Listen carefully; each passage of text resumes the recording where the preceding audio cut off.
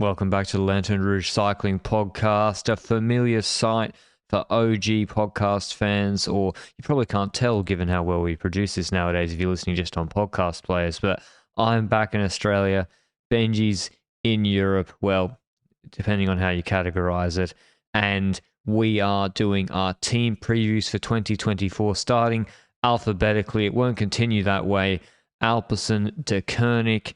And yeah, it was their first year in World Tour in 2023. We're going to review their season, talk about their transfers, and then talk about what we expect for 2024. I guess, Benji, we can do World Tour win over unders because there is a fixed number of World Tour races in the season. One of our loyal listeners told me that, I think, at the end of our previews last year. I can't remember who exactly, but we could do that. And if we have someone, maybe that could be something for Luke. He can tot up how many World Tour races there actually are. How many do you reckon there are, including stages? Total, yeah. I actually have no clue. I'd say we've got 63. Yeah. Plus 5 monuments, plus about 10 other classics. So we've got about 80 roughly in that. With a bunch of one week races, I'd say 132. I'm going 140. I'm going 140 because I reckon you've underestimated. Like UAE has 7 days, you know. Yeah. And Swiss has 8. Dauphiné 8. So I'm gonna be off. I'm going Bologna. 140. Yeah. So anyway, we'll just do it by year for Alpecin-Deceuninck, and yeah, we're happy it's the off season, I guess. I don't think there's any too much other housekeeping. Obviously, there's been no new news from the unfortunate GCN Plus shuttering since we did that podcast. So if any news comes out, or as a reminder to people for next year, when it comes to January next year, we will let people know whatever is the best place to watch various races. But hopefully that situation improves over the next couple of months. But Alpecin-Deceuninck, how was their 2023 season, Benji, after they were prevented from scamming the wildcard pro team system and had to be promoted for this year? Well, it was still a choice to be promoted, so they chose it. I reckon they got a letter saying, no.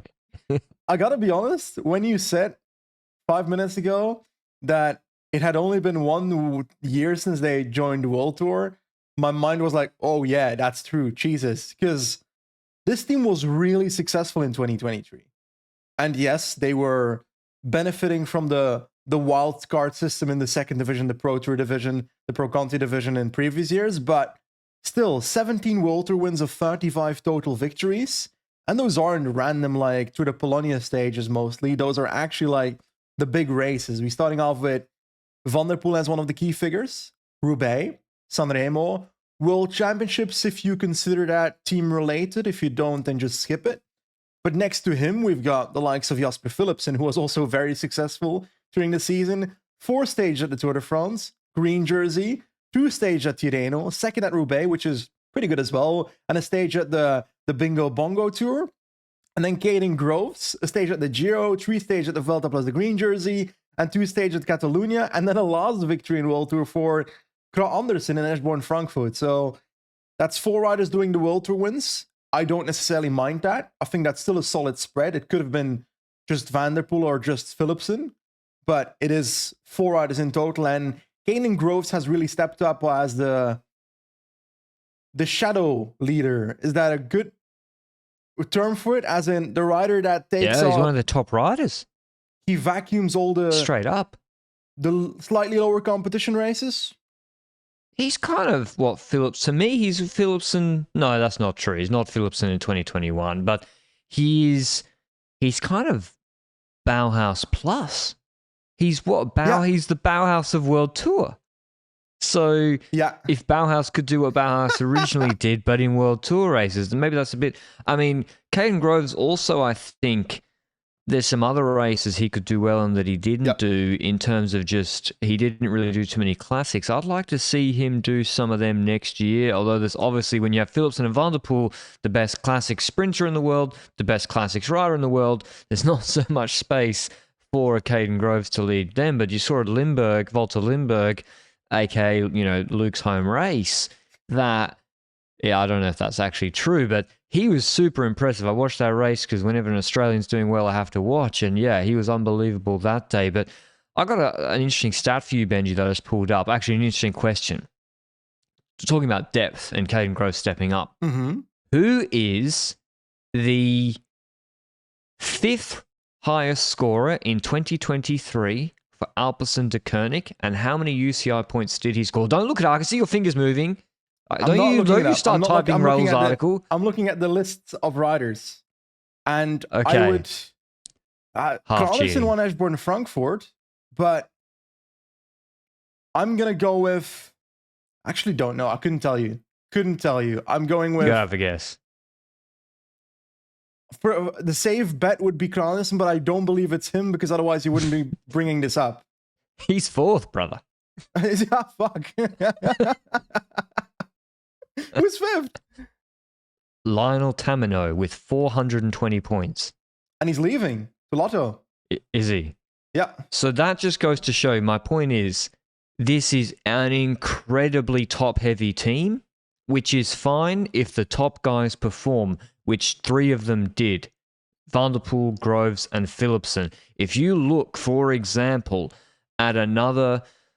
Alpecin are a mid-table UCI point team. I would say if I had to take a team's season across Trek, Bahrain, Groupama, and Ineos, who are ahead of them in the UCI ranking, I would I would take Alpecin's season ahead of them because Alpecin don't have the middling GC results scoring points, and Van der Poel doesn't race so much. So that is a flaw in the UCI system. But that stat about Tamino really does illustrate how shallow they are. For example, Quick-Step's 5th rider is Merlier with over 1,000 points. Bahrain's 5th rider is Buitrago with 1,500. Groupama's is Gregoire with over 1,000. So if Van der Poel, and they do hedge it across Groves and Philipsen, but for example, if Van der Poel, God forbid, had an injury or sickness or something, which happened in Ineos and Bernal, they would not be looking so good. But yeah, a lot of wins in all 3 Grand Tours. They are the new Quick-Step, Benji, and maybe even that's who they are. It's an interesting comparison because we always say that they're the new Quick-Step, but I feel like Quick-Step was more based on numerical advantage in the classics, and I feel like the victories of Alpecin in the pure monuments and so forth are supporting the one leader that steps up and delivers. Even though at Roubaix, they were there with a solid numerical amount in that front group. Philipsen was there and Vermeers or Hermans? Vermeers, Philipsen, Van der Poel was in that group. I feel like that's a slight difference because back in the day with Quick-Step, it was, these 4 riders are in the group and you don't know who's actually going to end up winning the race. While with Alpecin, I always feel like Van der Poel is going to be the guy that wins. But I also you tell me when Bonen was good. I don't know what happened when Quick-Step had Bonen crushing. The Volder won because Bonen was in the group behind a few times, if I recall correctly. Okay. But I agree with Bonen, it was more he is the leader type. So it might be more related to that era of Quick-Step than towards the Lampard, Asgreen period. Yeah. If you're them, say you're their sponsor, what would your highlight of their season have been? Ooh, I would say Alpecin's victories would be Sanremo and Roubaix, I'd say.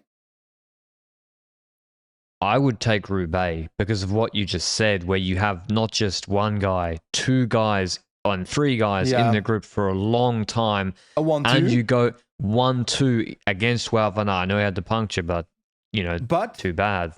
I feel like in Belgium, there was still an overwhelming feeling of, Van der Poel won because Van Aert had a puncture. And then the question is, does that hurt the sponsor's image a bit? Nah, I reckon they'd be fine with it. I think so too. But yeah, especially with the 1-2. And yeah, the World Championships is the difficult one. Do you give the team any credit? Obviously, the team designs these guys' race program around that as a big goal for the rider. The team could have got him, if they didn't do that, riding other races, winning those races that weren't maybe the best idea for him in terms of doing well there, but maybe they send Vulnerable. Did he do bingo bongo? So I don't think he did. It was he Renault didn't do Tour it for Philipsen, if I recall.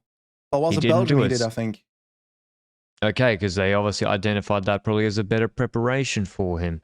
So that's just something to bear in mind. I do think World Championships, they have to get a bit of partial credit. Otherwise, it's that's what I think, but not full credit, obviously. So yeah, as I said, top heavy team. They've got the best sprinter in the world, best classics rider, and probably we gave him a top 5 sprinter in Groves. They developed him. I would say, Benji, that riders like Sir and Kra disappointed perhaps a little bit. Quinton Herman's definitely, I think, disappointed. Yeah. Sinkeldam, though, was good in the train. Conchi was fine. Robbie Hayes was pretty good in the train. They, apart from outside of Groves and Anderson, I think Herman's must have been a fair bit of money. Do you think? Yeah, I guess what would be the weaknesses of this team this year, or something that you would think they have in like a could have been better column? Well, could have been better, I think. It's hard to blame their entire classic season. They focused on the biggest races and delivered in the biggest races. Yes, they didn't necessarily deliver in the smaller one-day classics, as in the E3s of the world. But I don't necessarily see that as a bad thing that you don't win the smaller classics and you win the big ones instead. If I look at other things, then maybe you could say Van der Poel at the Tour de France outside of his leadouts, but I find it hard to really fault Alpecin throughout the season, because if you look at it, in my opinion, Alpecin is arguably nearly on par or maybe a slight bit better depending on what your view of their budget is when it comes to their results versus their budget with Jumbo. Like, this is an S tier year for Alpecin for me. I don't think you can do better. Well, no, it's not like they're like, oh, well, it's a shame we didn't come top 3 in the Tour de France. They don't. That's not a goal for them. GC. Bayer, what a failure! Come on, not top 3 at the Tour. Yeah, like they don't. They haven't really developed any GC. Like Vine, they let go last off season because they obviously, I don't know. Like, was that even a good idea for them? Because there was plenty of space, but would he have re-signed? I don't know. So, but yeah, they don't have a big priority on GC riders, and that's paid off for them. Whereas we've seen Quickstep have done the reverse. They're trying to turn the team around, focus it around Remco Evenepoel. Yeah. But you're right, it's hard to imagine, like, okay, Van der Poel didn't do Gent-Wevelgem on opening weekend, and they didn't do that well there. That's where I say maybe Søren Kragh was a little bit disappointing, but when it mattered most, in Flanders he was quite good, and in San Remo I think he was pivotal. He was important. I never expected Kragh Andersen to be the rider that could actually deliver solo if he needed to. I expected him to bring Van der Poel to a bigger level by being there on the Poggio, by being there where it matters. And I feel like in a few races he was there, and a few races he wasn't. And it's kind of like 50-50, but in the most important ones he was there, and Van der Poel got some help there. Yeah, I think Quinton Herman's having less than 300 UCI points, and that's across 72 race days. That's not, he wasn't injured for the whole year. He had over 1,000 last year in a weaker system with a very, very strong Ardennes. Did he? Yeah. Second in Liège. So, yeah.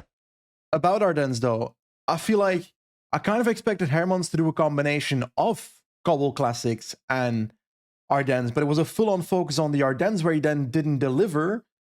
And I feel like it's kind of the Mauro Schmidt theory. I would rather see those two riders focus on a half-half than a full one side of the spectrum of the classics. Yeah, and to be honest, he kind of just regressed to the rider he was before the 2022 season Yeah, this year. Like he still was like okay, in some races, like 11th in Brabantse Pijl. That's kind of what he was before the 2022 season. So maybe that was just some random results in 2022.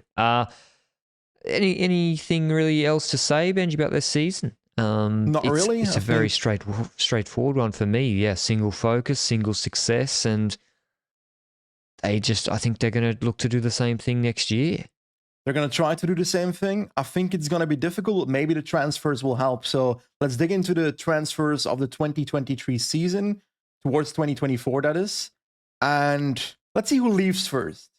And we've got the likes of Zbaragli and Mareshko leaving to Koratek. I don't think they'll miss them. Dries de Bond, Robert Stannard. The Bond might be useful in races. They might lose that. I also don't remember what team he was going to. Was it Age Desert? Age Desert, yeah.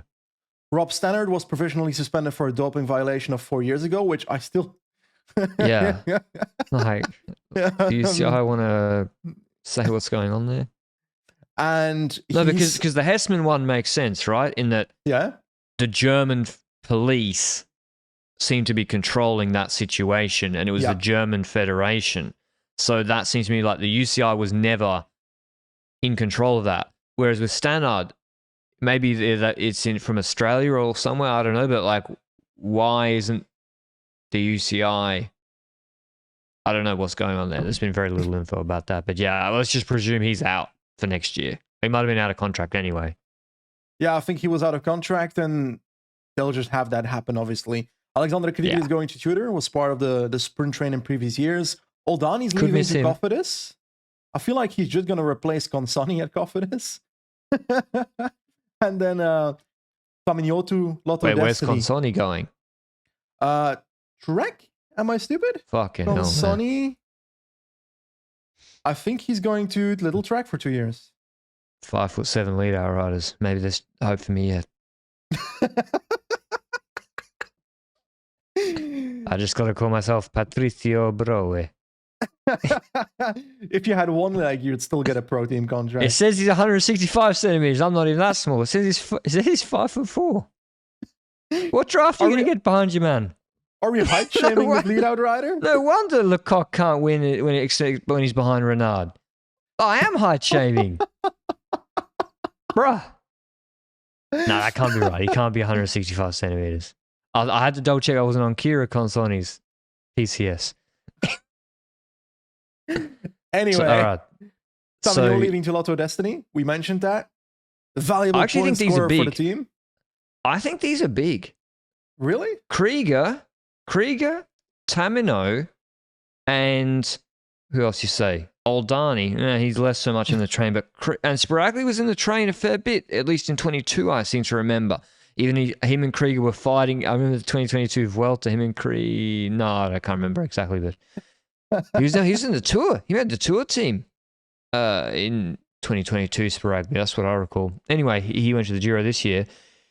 I think that's 3 lead-out riders that are pretty important for their results. I know they're not the biggest name nor the biggest point scorers, even though they're in their top 20, obviously, but maybe they're bringing better guys in, Benji. Like, they are ultimately replaceable guys. So do you think they are adding better guys? I think Mareshko and Co. you can let go, but I was surprised to see Tamino and Krieger let go, actually. I honestly feel like these are replaceable transfers. And also with the riders they're bringing in, they aren't bringing in the experienced riders. They're bringing in riders that could grow beyond what these riders were doing and maybe might already reach the level of these riders in the first place at a portion of the race days. And let's go over them for a second. Axel Laurence, we know that name already. He was shockingly going to the DEF team last year. Yeah, 6 World Tour teams were offering 2 million euros a year, apparently, when B&B folded. And then he chose to go to the Alpecin Dev team.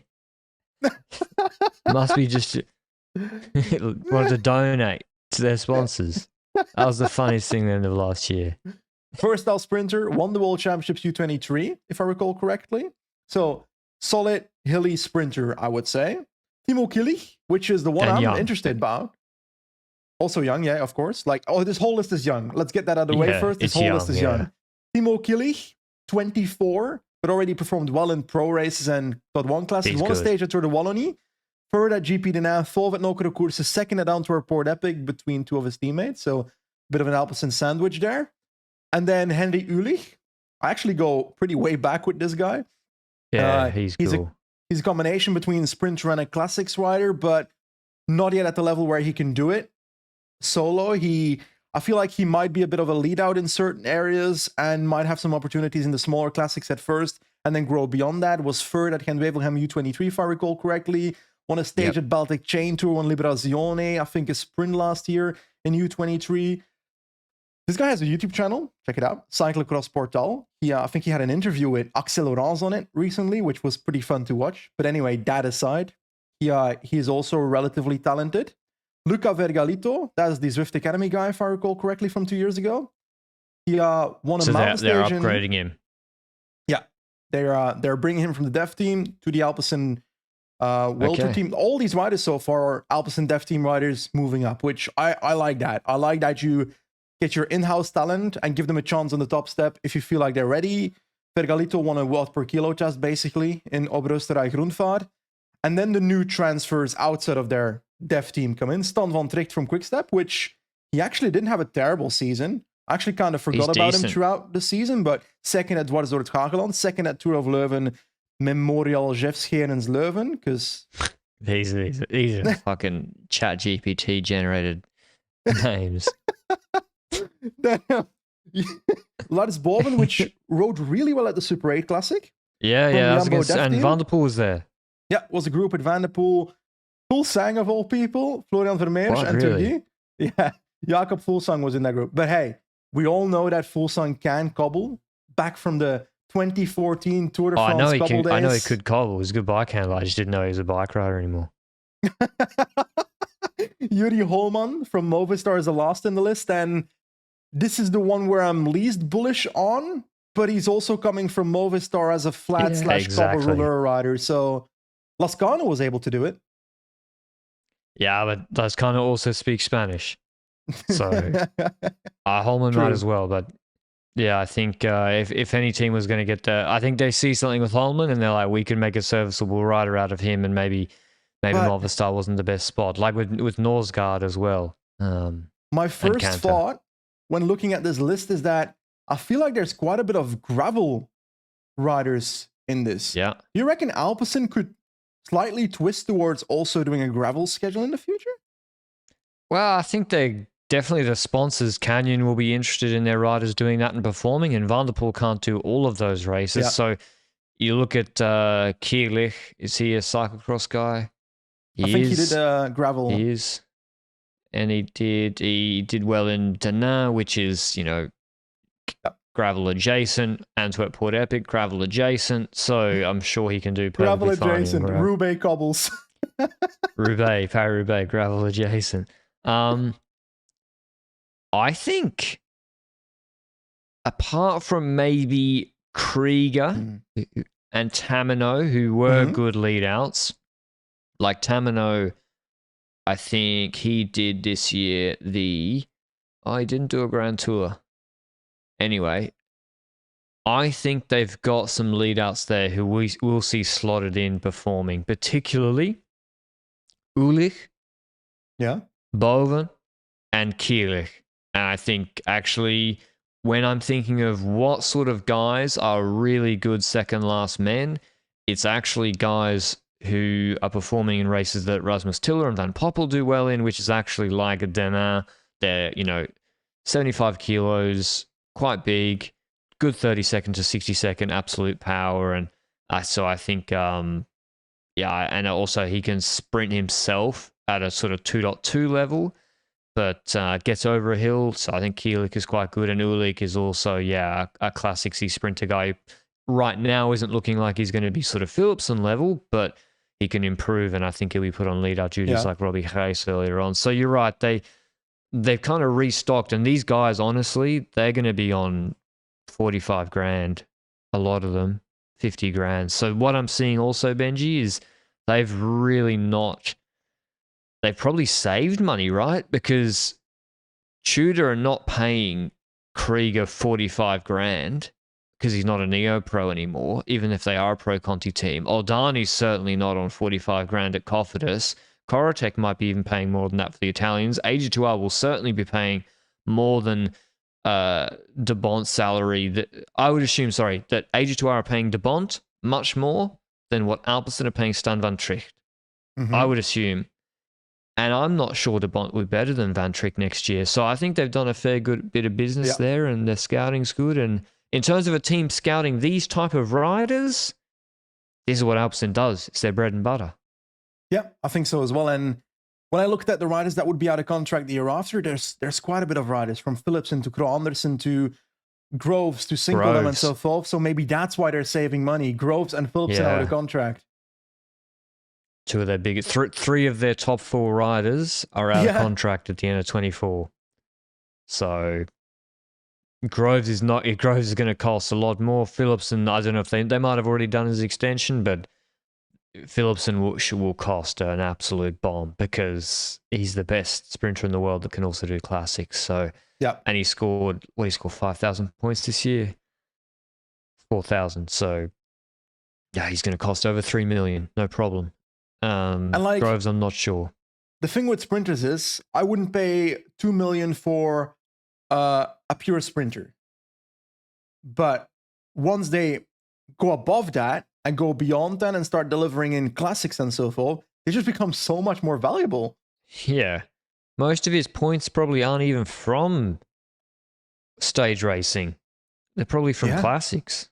So look at his classics campaign. Apart from the DNFs, he was first, second, or fourth. His only fourth was Dwars of Vlaanderen, and one Shell de Pre, second Roubaix, first in Brugge de Panis. So he's he still didn't make it work at opening weekend, but Philipsen, very, very valuable rider. And you're right, they're probably trying to save money, and also they've got some young guys they think they can develop. So Vergelito, I am interested in to see how he goes, whether he kicks on like Vine did, joining the World Tour team. And obviously there's a lot of opportunity for him because they don't have a lot of GC riders or climbers on the roster. Turkey. Is there Tour of Turkey? Philipsen going for Svensson, him going for GC.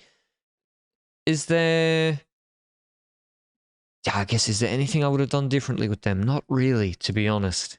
I can't really. It's also, they keep building their dev team as well, because they also signed Saint Ascensions for their dev team, which is the stepson of the legendary Belgian climber Jelle van Endert.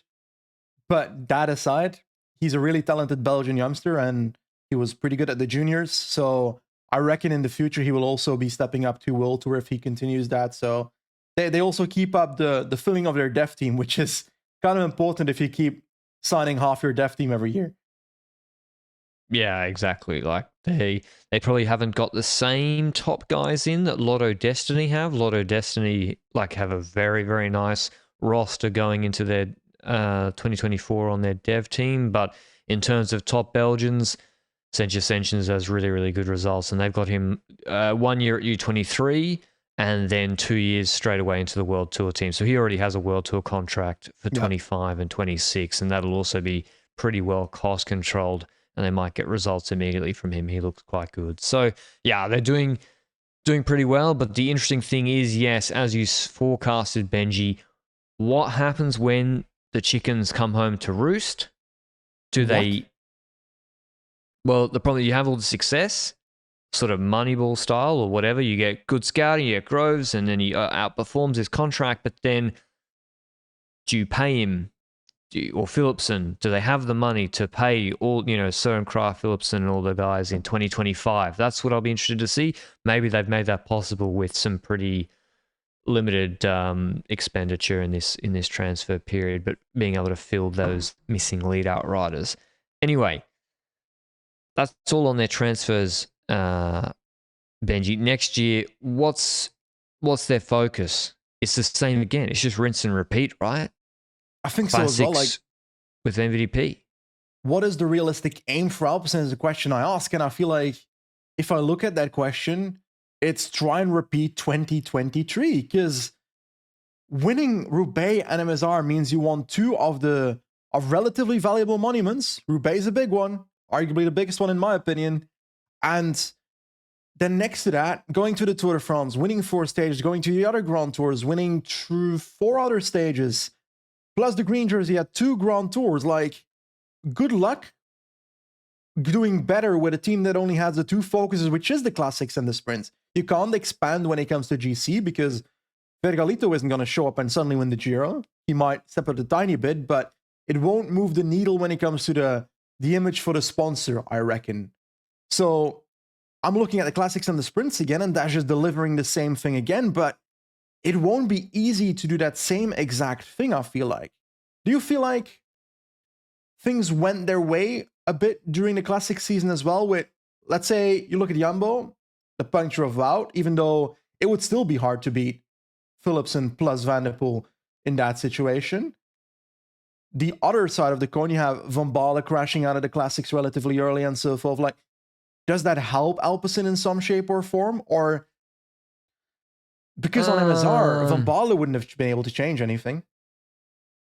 I'm not sure Jumbo really had too much bad luck in MSR. No. And then Flanders neither, but Van der Poel didn't win that, obviously. Yeah, but I guess you can say Roubaix was the big one, but that's one race. World Championships as well. Van der Poel just won that. Yeah. He even crashed fair and square. The sprints is in the Tour is where I come in with that a little bit. Okay. I don't see that as immediate. Like Van der Poel just straight up was the best in Worlds and was better than Van Aert in Flanders, Roubaix. We don't know, but maybe as well. But Philipsen in the sprints, I'm not sure he can maintain that because I think a lot of top tier sprinters had a really shit year this year for various reasons or got unlucky.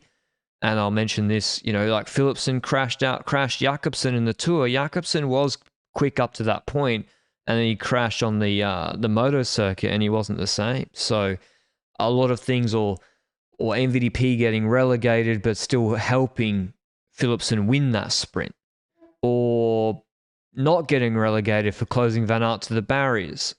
So we saw on Champs-Élysées, Philipsen is beatable. So I don't think the 4 or 5 stages, however many he won, is actually the most repeatable part. Van der Poel still being up there, coming first or second in Roubaix, I expect to see that again. But on Van der Poel, Benji, you've been promoted or demoted, depending on how you want to look at it. You're now Christoph Rudhoft. Actually, I should be Christoph Rudhoft. We have the same personality, right? You're the friendly one. What's your season plan for Van der Poel in an Olympic year? Bearing in mind, Canyon pay you guys a lot of money, not just for him to ride a road bike. I agree. That is the case. I think classics are obvious. So building up towards the classics that's a clear one. MSR again? MSR again. I have no issue with that. Yep. When it comes to the Tour de France, I wouldn't let him do the entire Tour de France. I'd let him do 10 days to be exact. So no Giro? No Giro. Sorry, but skip the Tour altitude? For Van der Poel, I don't really care about the Giro. True. I'd rather see him do first 10 days of the Tour de France, help Philipsen in sprints again. Plus, in addition, there's 2 stages that I recall in the first 10 that I can see him compete for himself in as well. And then just try and build up towards the actual mountain bike road race combination. I don't know how easy that's going to be because I actually haven't seen the actual schedule of the Olympics. But he has to do both, right? Well, he has to do mountain bike and road race. And he's got world championships in Zurich, but that one's a little bit on the edge for him. That's not the same good course as this year. But you're right, it's how do they combine both having to do the mountain bike and the road race at the Olympics after the Tour de France. Combining it with the classic seasons, no problem. I expect to see him do exactly the same classic season as this year, where he starts the year quite late. He skips opening weekend. We don't see him in February. He does a few Italian races to tune up, and then bang, San Remo, E3, Tour of Flanders, Roubaix. That's worked very, very well for him in the past 2 years, and then And that's the Amstel. big question mark. Okay, you're adding I'm Amstel then. I'm saying you don't do the Giro, but you add Amstel. Okay, I think that's probably correct. I think that's probably correct if you're not going to do the Giro, and I don't know exactly what's the best option. I think for the Olympics, I swear the best option would be to do the Giro for 2 weeks and then go to altitude, but I don't think they can not send him to the Tour. Yeah, that's the thing. Because, I mean, you could say, well, Philipsen just won 4 stages. Van der Poel didn't win any stages at the Tour this year.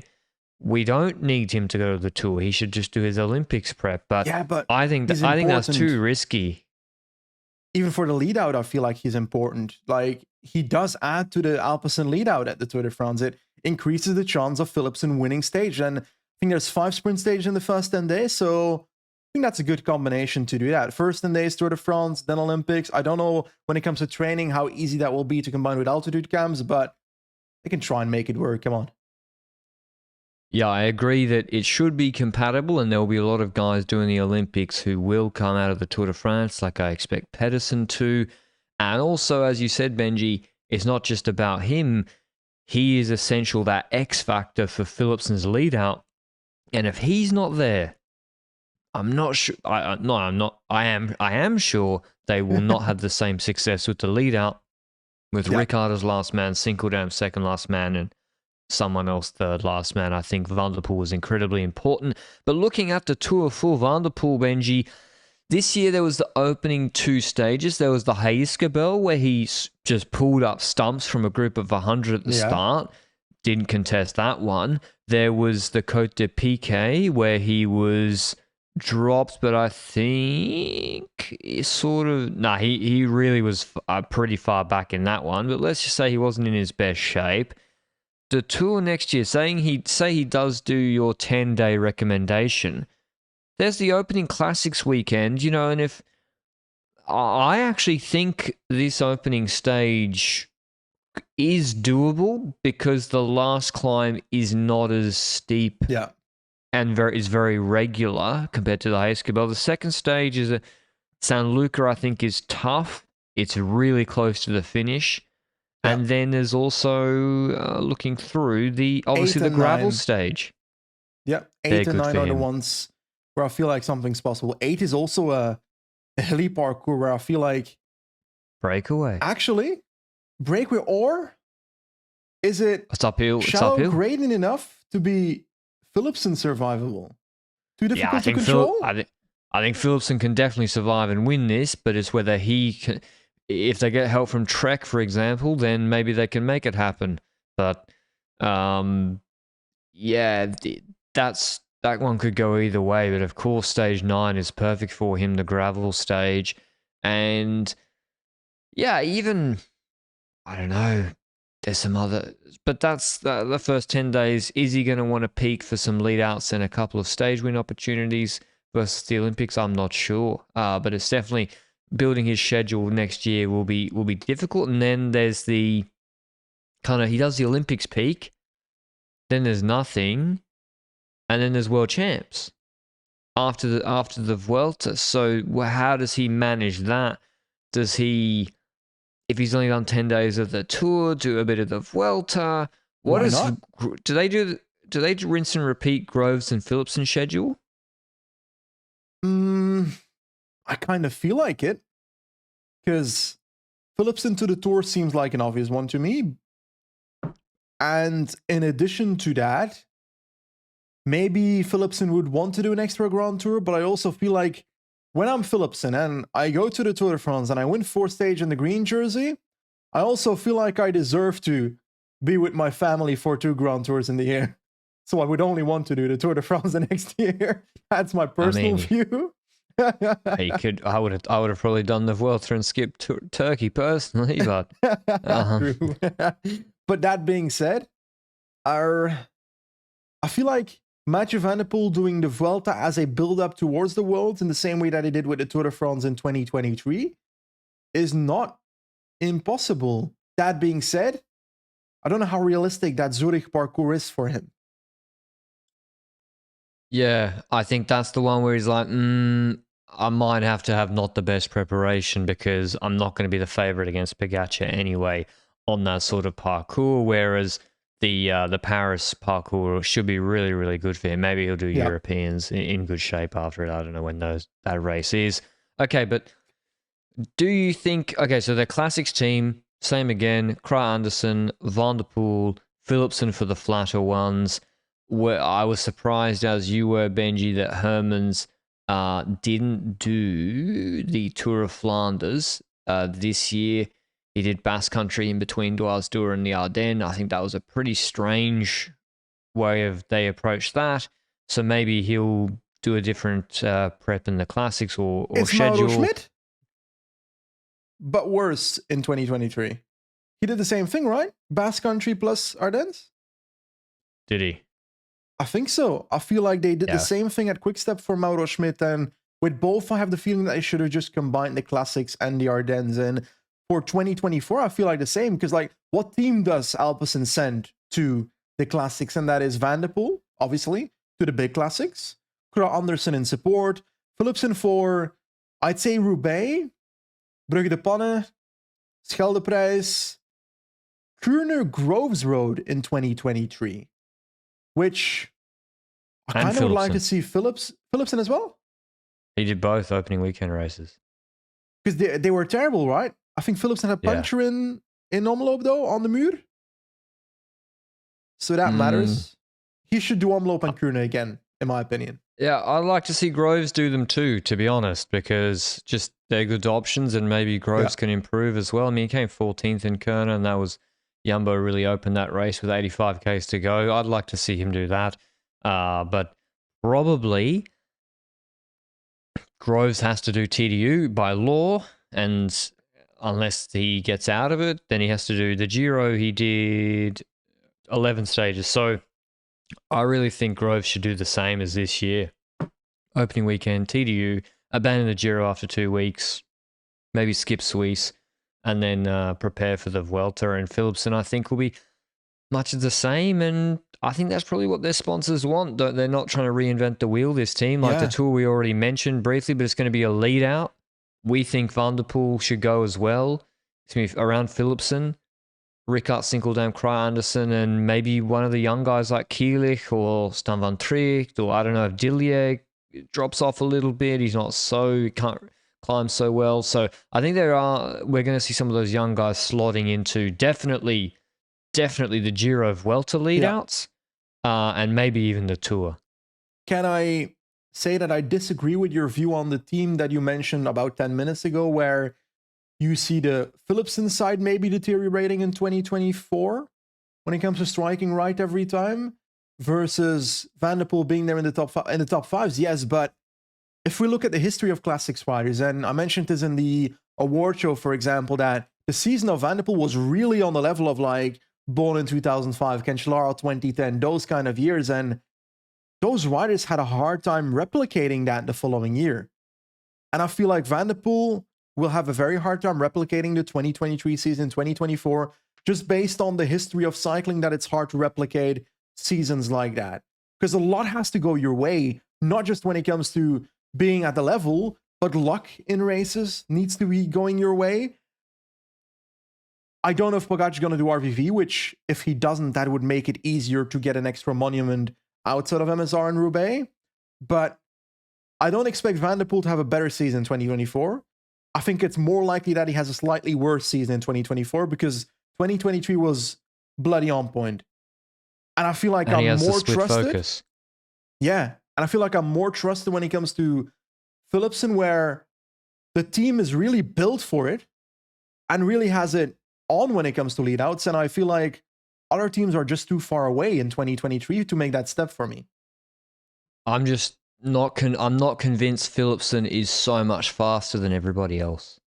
And so everything has to be, I think he has the best positioning. I think his fitness is really good. I think he takes risks. He also had the best lead out. I think 2 stages is more likely next Tour, to be honest.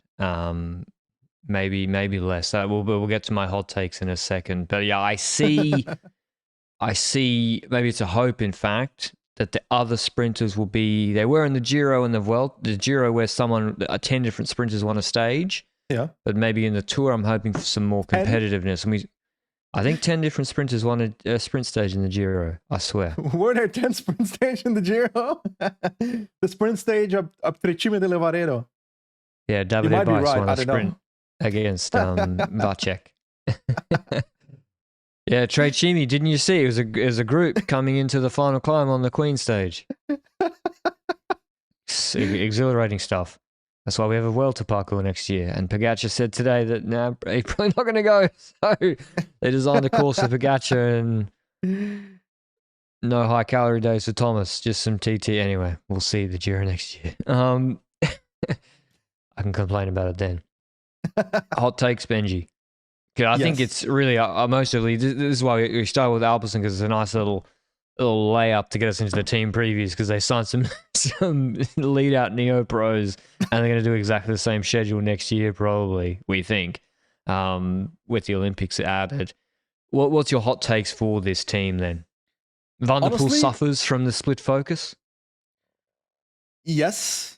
I think Van der Poel is going to complete a mountain bike race at the Olympics, which is a hot take, sorry, but yeah, it's big for him. Completing a mountain bike race is like next level. The Dutch Federation should pay for him to go there for like 2 weeks just to go little circles around the course. Check if there's like wooden boards there or not after the rocks. Anyway, jokes aside, I do hope that he completes a bloody mountain bike race for once. But that's not really the hot take I'm looking for here. I think I find it hard building hot takes for this team because I feel like it's so obvious what their focus is going to be that it's hard to really upset with something outside of saying that a rider won't do anything in 2024, which I don't really want to say that Philipsen's not going to win a sprint or Van der Poel won't win a monument, because I don't believe in those things. So then I'm looking at riders that maybe join and thinking about what they could do, but I feel like they're going to gradually build into the team. So I'm also not feeling like Henry Ulich will suddenly win Gent-Wevelgem in 2024. So Jasper Philipsen winning Roubaix, is that a hot take? I think it's a pretty hot take. He wouldn't start as favorite ahead of Van Baarle, would he? I'm going with that. Why not? That's hot enough. I'm going to say Van der Poel doesn't win a monument. Okay. Now listen, he can still win a Tour stage and the Olympics and does World Champs count as a monument? Yeah, that counts. I can't. So I'm saying he has bad luck in MSR, doesn't win Flanders or Roubaix. He can still win Worlds, Olympics, and Tour stage. So he can still have a great season. But yeah, I think maybe you're right about the bad luck. But yeah, he did in 2021, for example. He did win a monument, and he still had a pretty good year. Yeah, I'm trying to think. You look like you're thinking, man. I hear the cogs turning. You can't say, like, they had a really good year and they won a lot of big races, and if they tick off, it's like saying, you said Jumbo-Visma, if they win all 3 Grand Tours next year. Well, it is a hot take, but it's not. Like, it is. So, if I'm like, oh, yeah. But they won't, but yeah, it's... because they won't. No, I don't think so. Hope not. I don't think people will be too happy. But I don't really know, Benji, honestly. Alpecin kind of just do what they do. Mate, I forced the hot take. You're going to force one as well. They don't win a Tour stage. That's Fuck hot. My life. What? They won't win a Tour de France stage. That's a hot take. That's flaming hot. It's like I just jumped into a volcano hot. Okay, I think what happens is what's going to happen, right? First sprint stage. They just all get DQ'd. They all simultaneously go past Rasmus Tiller, who's doing a lead up for Varnskold, or the other way around. And they just all punch. Yeah, they just throw both hands in the sprint, punching people side by side. They all get disqualified, so they can't win a Tour stage. It wasn't far from happening. I'm going to disagree with your view of that, because I believe Alpecin, when it comes to Philipsen and Van der Poel, I don't think they're bad people in the race. I think they're reckless and don't think about the consequences of like a swerve to the right, a swerve to the left compared to their competitors who might be more careful in the sprint and as a consequence maybe win less as well. Generous, I think. Given what if it was one stage, I might agree with you, but no. First week this year, ask Fabio Jakobsen what he thinks as well. So, yeah, I think they'll do it again. Yeah, so UCI, it's on the UCI to do something about it. But that's how you win sprints as well. Listen, if you're looking for a good sprinter in the lead out and you're doing an assessment of them, you wouldn't say, hey, they're really timid. That's great. No, you want someone who pushes the edge on. Yeah, that's the way the rules in the sport is designed. And they're also fantastic in their role as well. But yeah, I think you forced a hot take out of me. That is the one. I don't actually. I mean, yeah. In terms of a rider I see popping up to really perform and take a next step up next year, like sort of Groves really did this year, I would be looking at Lars Bove or what's his name, Kielich. I think maybe Kielich could be really, really good in like a Shell de Praise, the flatter classics. So also, I think those guys could immediately be in their top 5 riders. I'd like to see Kielich ride the cobble stages, like the cobble races already, like the E3's Omloops of the world. Because I genuinely believe that the guy can get into the last phase of at least Omloop. 250 kilometers might be difficult, but I think so. They're Laurent so young. Might move up.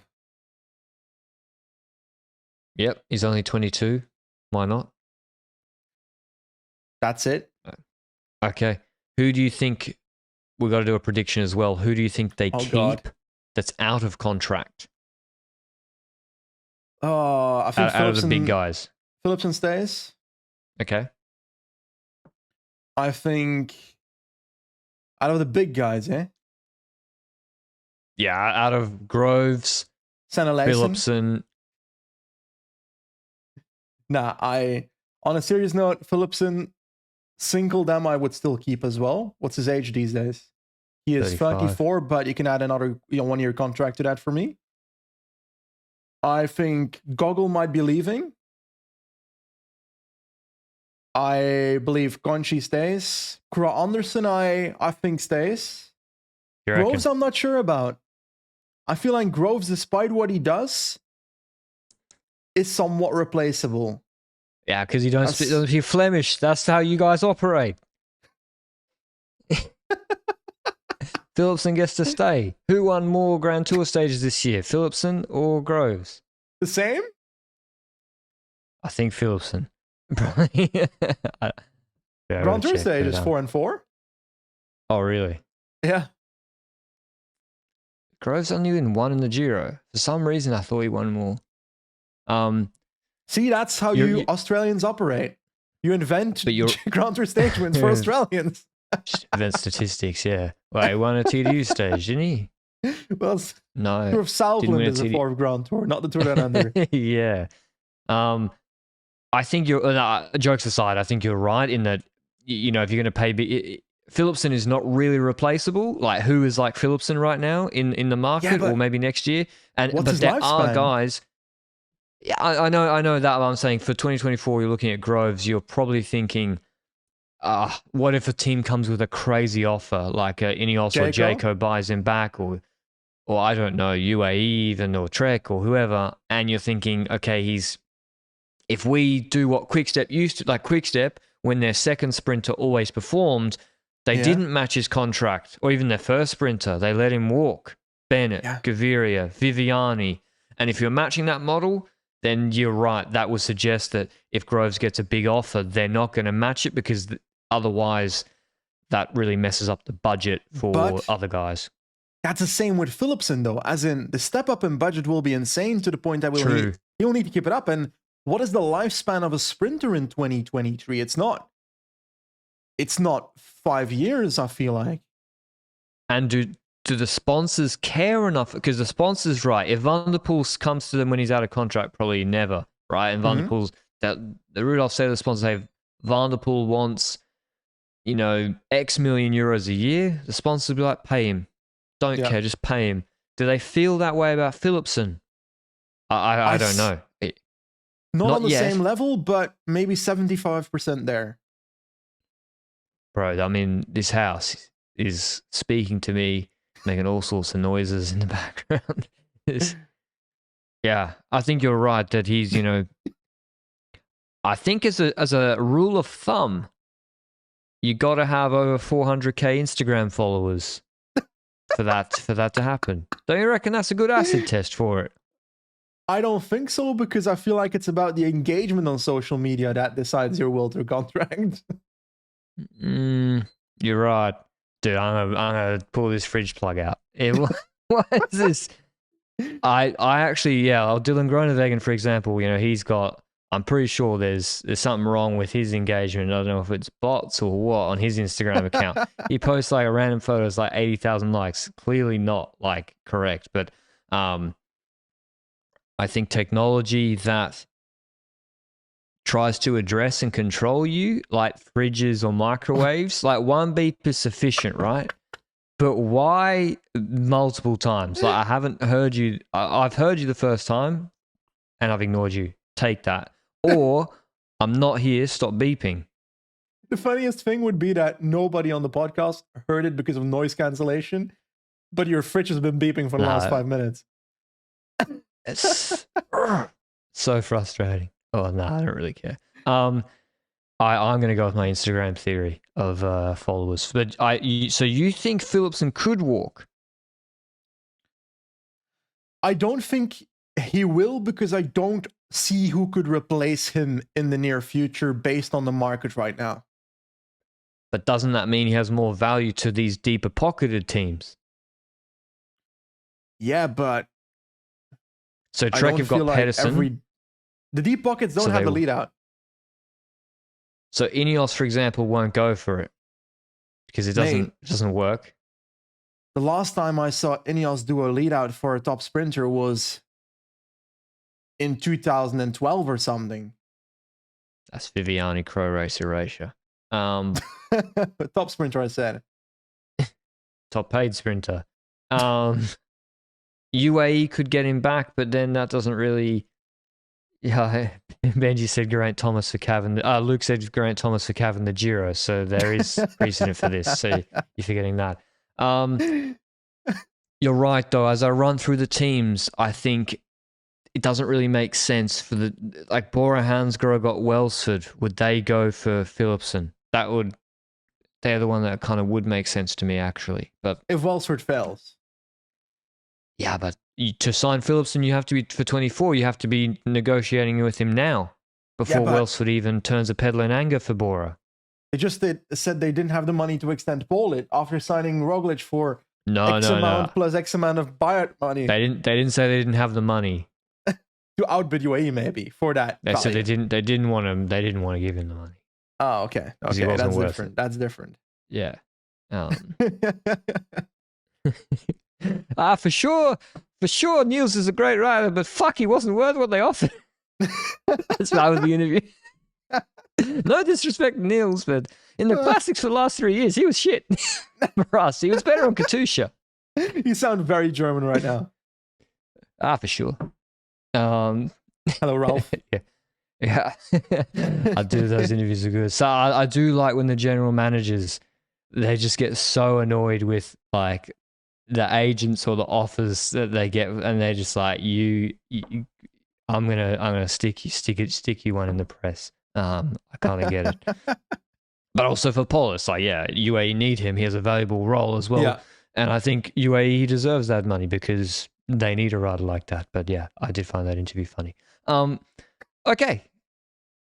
The World Tour wins, Benji. Luke has done some research. He said there were 163 World Tour wins in 2023. World Tour stages rather. How many did Alpecin win? They won 17, if my memory serves me correctly, in 2023. Correct. How many did they win in 2024? 13. Oh no, yeah. Okay, you're on with 13. I'm going with Yeah, 12. I'm just going to underbid you slightly. I think you're about the right mark there, though. Well, no, it's not over-under anymore. It's exact. We've got to pick exact number for each team, and then our number has to add up each to 163 by the end of the teams. Yes. Oh, that's going to be fun. So if you do too many for each team, you'll get to like Ineos as the Jumbo as the last preview, and you have to say Jumbo Visma wins 0 World Tour races for the number to add up. That sounds fun. Someone should keep track of this, by the way. Someone will, yeah. Someone. All right. That was our Alpecin-Deceuninck preview. A little bit lighthearted. We did have a tech issue in the middle. So that's why I also had to go on a tech rant at some point as well. Hope you enjoyed it. We'll be back with what team? Jayco next, Benji? They just confirmed today their 2024 roster's finished? I don't know. They're too Australian for me. Now, on a serious note, I think Jayco would be fun. Yeah, we'll do Jayco. I mean, Ineos and AG2R are still holding out on us. They've got and Jumbo as well. Jumbo we should wait with Jumbo a month and a half to keep people simmering. Okay. And then it's my fault if it's late. Ineos we got to wait as well. But yeah, hope you enjoyed this team preview. Let us know if you like the segments, and we can always change it up for the next ones if you have any ideas as well. But until the next one, ciao.